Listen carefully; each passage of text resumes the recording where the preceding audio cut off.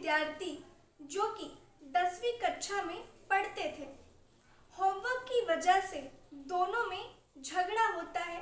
झगड़ा इतना ज़्यादा बढ़ जाता है कि ये झगड़ा न केवल दो विद्यार्थियों के बीच रहता है बल्कि पूरे शहर भर में आग का माहौल फैल जाता है। आग लगाई जाती है दुकानों में, घरों में, गाड़ियों में, यहाँ तक कि दुकानों में तोड़फोड़ की जाने लगती है। पूरा शहर बंद कर दिया जाता है। शहर भर में कर्फ्यू जारी करना पड़ जाता है।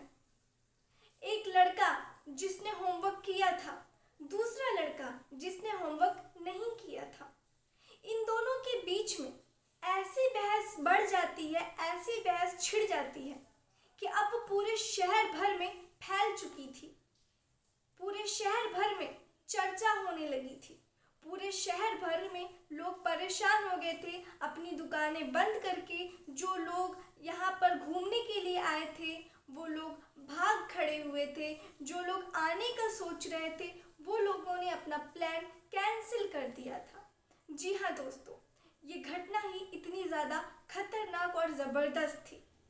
दरअसल ये घटना है राजस्थान की, एक ज़िला पड़ता है उदयपुर, वहाँ की ये घटना है। उदयपुर में एक थाना लगता है जिसका नाम कि सूरजपुर है। वहाँ पर एक स्कूल है। उस स्कूल का नाम है राजकीय उच्चतम माध्यमिक विद्यालय। ये उस विद्यालय का नाम होता है।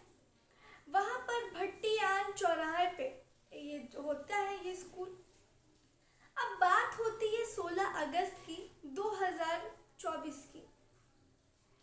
दरअसल सुबह 11 बजे का वक्त होता है। स्कूल में लंच टाइम होता है। अब लंच टाइम होता है, सारे बच्चे लंच कर रहे होते हैं, लेकिन इतने में एक लड़का जो होता है वो अपनी पैंट में कुछ चीज़ें छुपाए हुए अपनी पैंट की जेब में वो दूसरी तरफ स्कूल से जाने लगता है। अब एक और लड़का होता है, जब वो उसको देखता है तो वो भी उसके पीछे पीछे जाता है। अब ये जो दोनों लड़के होते हैं, इन दोनों लड़कों में से एक जो लड़का था उसका होमवर्क पूरा था और जो दूसरा लड़का था उसका होमवर्क पूरा नहीं था। जिसका होमवर्क पूरा नहीं था वो दूसरे लड़के से, जिसका कि होमवर्क पूरा था, उससे कॉपी मांगता है, लेकिन वो देने से मना कर देता है। दोनों के बीच में इतना ज़्यादा बहस होती है कि एक जो जिसका होमवर्क पूरा नहीं था उसको गुस्सा आता है। वो गुस्से में अपने पैंट से एक चीज़ निकालता है, बटन खोलता है। बटन दबाते ही चाकू निकलता है। चाकू से वो उस लड़के के जांघ में इतनी ज़ोर से वार करता है कि उस लड़के की जांघ की नस कट जाती है। अब जब नस कट जाती है तो वो लड़का दर्द से तड़पने लगता है और देखते ही देखते खूनों खून हो जाता है। वो लड़का बेहोश होकर ज़मीन पर गिर जाता है। हालांकि वो चीखता चिल्लाता भी है। लोग आवाज़ सुनते हैं, बच्चे आते हैं, देखते हैं तो बिल्कुल हैरान रह जाते हैं। टीचर के पास जाते हैं, टीचर को बुलाया जाता है। टीचर आते हैं, देखते हैं तो परेशान कि ये क्या हो गया। वो अपनी स्कूटी निकालते हैं, उस लड़के को स्कूटी पे बिठाते हैं और आनन फानन में हॉस्पिटल लेकर भागते हैं। जब वो हॉस्पिटल पहुंचते हैं तो रास्ते में बहुत ज़्यादा भीड़ थी। वो हॉर्न देते हैं और कहते हैं कि बस तुम लोग हट जाओ, बहुत ज़्यादा इमरजेंसी का मामला है, मुझे हॉस्पिटल जाने दो। अब वो हॉस्पिटल जब पहुंचते हैं, एमबी हॉस्पिटल नाम होता है। जब वो एमबी हॉस्पिटल पहुंचते हैं, डॉक्टर जब देखते हैं तो वो हैरान रह जाते हैं कि इस तरीके से इसकी नस कटी हुई है, खेलकूद में तो ये हो नहीं सकता। वो पूछते हैं कि आखिर क्या बात है, इस लड़के को चोट तो बहुत गंभीर आई है। तो जितना टीचर को पता था उतना वो शिक्षक उस डॉक्टर को बताता है। उसके बाद में जो वो शिक्षक होता है वो उस लड़के के घर वालों को फ़ोन करता है। उसकी जो मम्मी होती हैं उनको वो बताता है कि आपके बेटे की हालत बहुत ज़्यादा गंभीर है, एमबी हॉस्पिटल में आ जाइए। अब इधर में जो उसके मम्मी होती हैं, ताऊ होते हैं, ताई होती हैं, वो लोग काफ़ी ज़्यादा परेशान हो रहे होते हैं। हॉस्पिटल में आते हैं। उधर जो इस लड़की के पिता होते हैं, इस लड़के के पिता दरअसल इंडिया में नहीं बल्कि कुवैत में रहा करते थे। वो एक अलग देश है। वो वहाँ परेशान हो रहे होते हैं कि एयरपोर्ट के चक्कर लगाते हैं कि बस किसी तरीके से उनको इंडिया में आने वाला कोई प्लेन मिल जाए जिससे कि वो इंडिया आ सके। अब उधर पिता बहुत ज़्यादा परेशान हो रहे थे कि उनके बेटे के साथ क्या हुआ होगा, वो किस हाल में होगा, वो ठीक होगा कि नहीं होगा, क्योंकि लड़के की हालत बहुत ज़्यादा खराब थी। इधर ये जो ताऊ ताई और जो उस लड़की की मम्मी होती है वो हॉस्पिटल पहुंचती हैं। और जब दरअसल बात ऐसी होती है कि ये जो दूसरा लड़का होता है, ये दोनों का समाज अलग अलग होता है, दोनों अलग अलग समुदाय से होते हैं। एक जो होता है जिसने मारा होता है वो एक अलग समुदाय से होता है, और जो जख्मी पड़ा होता है वो अलग समुदाय से होता है। तो क्योंकि अलग समुदाय होने की वजह से ये जो खबर थी ये तेज़ी से मोहल्ले में, गली में, पूरे शहर में फैल जाती है कि इस तरीके से एक जो बड़ा समुदाय वाला लड़का था उसने एक छोटे समुदाय वाले पे वार किया। और जब ये चीज़ होती है तो फिर पता और चलता है, पूछने पे चीज़ें पता चलती हैं कि मामला ऐसा था कि ये जो तो फिर ये जो अलग समुदाय के थे, जब ये लोगों को पता चलता है तो लोगों में आक्रोश बढ़ता है, लोगों में गुस्सा पैदा होता है कि आखिर ये कैसे कर सकता है कोई ऐसा। अब वहाँ की जो भीड़ होती है, बात होती है दरअसल 4:40 की। अब वहाँ पे जो भीड़ होती है वो भीड़ को और ज़्यादा गुस्सा आने लगता है। अब वहाँ की जो भीड़ होती है, वो जो भी वहाँ पे गाड़ियाँ होती थी, दुकान होती थी, वो बिना जांच पड़ताल के चाहे जिसकी भी हो वो उसमें आग लगाना शुरू कर दे रहे थे। दुकानें जल रही थी, गाड़ियाँ जल रही थी, जो दुकानें खुली थी उनको वो लोग बंद करने के लिए बोल रहे थे। जो भीड़ थी कि दुकान को बंद करो, पूरा शहर में कर्फ्यू उन लोगों ने लगा दिया था, सब कुछ तोड़ फोड़ चालू था। अब इधर ये जो नगर पालिका वाले थे, वन विभाग वाली जो टीम थी, क्योंकि यूपी में ऐसा होता है कि जो योगी बाबा हैं वो बुलडोज़र चला देते हैं जो भी अपराध किया होता है, गुंडागर्दी करता है। तो राजस्थान वाले भी ये मांग कर रहे थे कि जिस लड़के ने ये किया है उसके साथ भी ऐसी ही सज़ा होनी चाहिए, बुलडोज़र यहाँ भी चलना चाहिए। जिस वजह से अब ये जो खबर थी ये तेज़ी से फैलने लगी थी। लोग मांग कर रहे थे बुलडोज़र चलाने की उस लड़के के घर पे। अब जो वन विभाग वाली टीम थी वो लोग भी अब जो बुलडोज़र था उसको चलाने की तैयारी शुरू करते हैं कि आखिर कहाँ पे बुलडोज़र चलाना है, वो लोग देखने लगे। उसके बाद में ये जो लड़का होता है जिसने मारा होता है, अपराध किया होता है, उसके घर पे जाते हैं। वो एक पेपर होता है, उसको वो लिख देते हैं कि ये जो मकान है वो अवैध तरीके से बना हुआ है, इसलिए आप लोग इसको जल्द से जल्द खाली कर दीजिए वरना हम बुलडोज़र चला देंगे।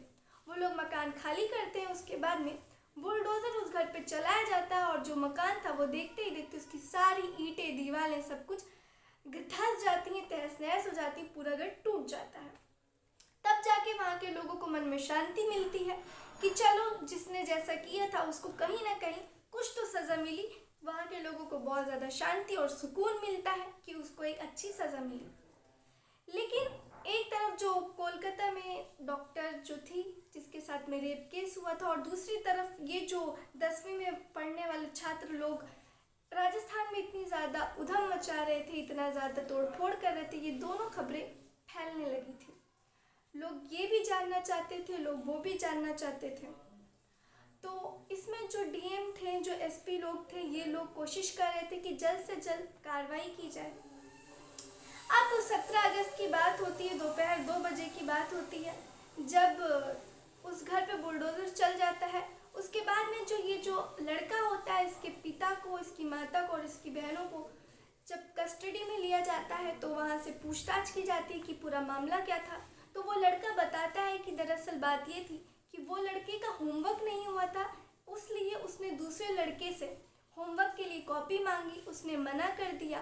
तो उस लड़के ने, उसको इतना ज़्यादा गुस्सा आया कि वो उस लड़के को काफ़ी ज़्यादा उसके धर्म के बारे में, उसके मज़हब के बारे में, उसके बैकग्राउंड के बारे में वो बोलने लगा, उल्टी सीधी बातें। उसको भी गुस्सा आया, उसने भी बोला।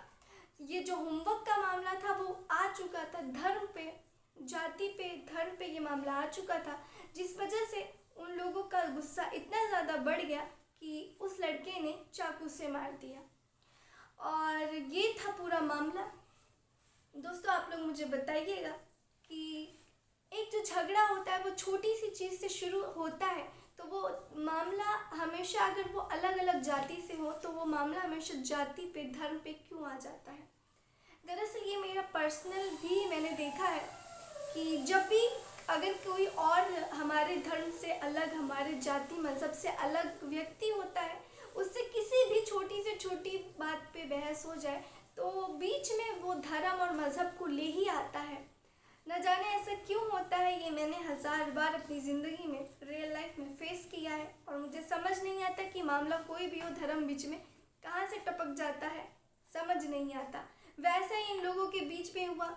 बात थी होमवर्क की, स्कूल की, और पूरा शहर परेशान हो गया, पूरे शहर में तहस नहस हो गया।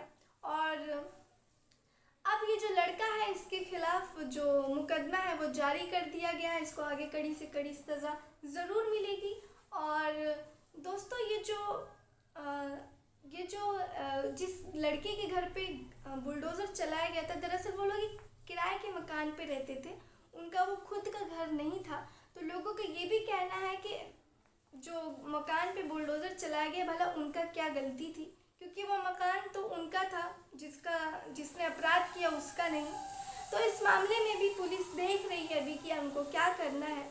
और दोस्तों इस चक्कर में, मतलब कि राखी, रक्षाबंधन का त्यौहार भी आने वाला था, और उस चक्कर में जो दुकानदार थे, जो पर्यटक आते थे घूमने के लिए, क्योंकि राजस्थान झीलों की नगरी मानी जाती है, तो वहाँ पे जो लोग पर्यटक आने वाले थे, जो कमाई बिक्री होने वाली थी, जो त्यौहार था, तो उस चक्कर में इस शहर में जो तोड़फोड़ हुई तो पूरे 20 करोड़ रुपए का नुकसान हुआ है। आप लोग अंदाज़ा लगा सकते हैं कि दो 15-15 साल के लड़कों के चक्कर में शहर का 20 करोड़ का नुकसान हुआ है। इसकी भरपाई कौन करेगा। और दोस्तों वैसे जो संपत्ति है, उत्तर प्रदेश में योगी बाबा जो है, उनका कहना है कि जो भी संपत्ति नुकसान करेगा मार्केट में, बाज़ार में, शहर में, उसको अपने खुद से पैसे में से भरपाई करनी होगी। अभी जो 20 करोड़ का नुकसान हुआ है, इसकी भरपाई कौन करेगा। तो दोस्तों ये थी आज की वीडियो। आप लोग समझ सकते हैं कि कैसे एक छोटी सी चीज़ धर्म पे पहुंच जाती है और बात इतनी आगे बढ़ जाती है।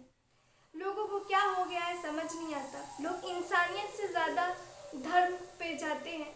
और मेरा मानना है कि इंसानियत ही सबसे बड़ा धर्म है, इंसानियत से बढ़कर कोई धर्म नहीं है, चाहे वो हिंदू हो या मुस्लिम हो या सिख ईसाई कुछ भी हो, सबसे बड़ा धर्म ही इंसानियत का है। तो चलिए दोस्तों, फिर आज की इस वीडियो को ख़त्म करते हैं। आप लोग अपना ख्याल रखें, सावधान रहें, सतर्क रहें। जय हिंद, जय भारत।